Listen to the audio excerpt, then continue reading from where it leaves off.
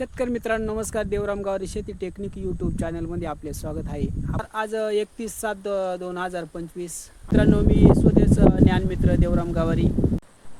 मित्रांनो आपल्या प्लॉटमध्ये जिथं पानं खाल्लेले दिसले असे लांब लांब चिरलेले तर समजायचं तिथं गोगलगायचं आहे.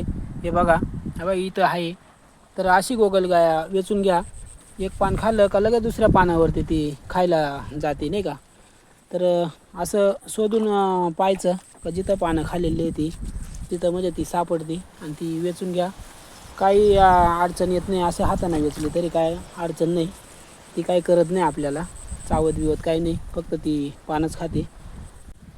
मित्रांनो तुम्ही कुठे पण असाल तर आपल्या शेताकडे नक्कीच व्हिजिट द्या. कारण आता आपल्याला जो प्रॉब्लेम सापडलेला आहे सफेद मुसळीवरचा तो आहे गोगलगायचा. आणि ही गोगलगाय मित्रांनो पान अशी खात जाती बघा.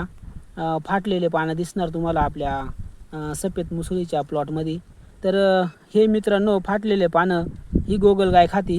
हे बघा आता हा पाणी इथून ती खात खात पुढं चाललेली आहे. आता मी तिला डिस्टर्ब केल्याच्या नंतर ती इथं खाण्याचं सोडून आता पुढं चाललेली आहे.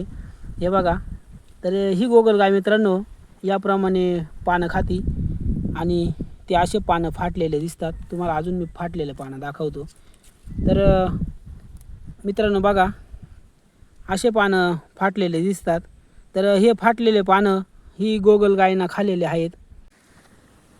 मित्रांनो पाठीवरती कडक कवटी असलेली आणि 2 शिंगे असलेली असं सरपटत चालणारा हा कीटक आहे आणि हा पानं खाण्याचं काम करतो.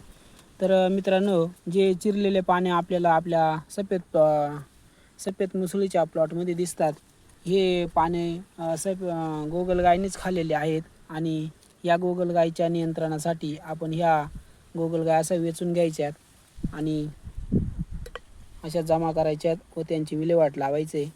मित्रांनो सगळ्या गोगलगायी एकत्र करा आणि असं एक खड्डा करा, त्या खड्ड्यात टाका. अशा खड्ड्यामध्ये टाकून मग त्या बुजवून टाका. मित्रांनो गोगलगाय नियंत्रणासाठी जर तुम्हाला काही फवारणी वगैरे करायची असली आपल्या कृषी विभागाशी किंवा स्वदेश फाउंडेशन यांचे जे आपल्या या पिकांवरचे डॉक्टर आहेत त्यांना फोन करून आपण विचारू शकता. किंवा सफेद मुसळीच्या ग्रुपवरती तुम्ही मेसेज टाकून सरांना ते औषध विचारून घ्या. मित्रांनो व्हिडिओ जर आवडला तर लाईक शेअर सबस्क्राईब करायला विसरू नका. भेटू आपण पुढच्या व्हिडिओमध्ये. तोपर्यंत धन्यवाद.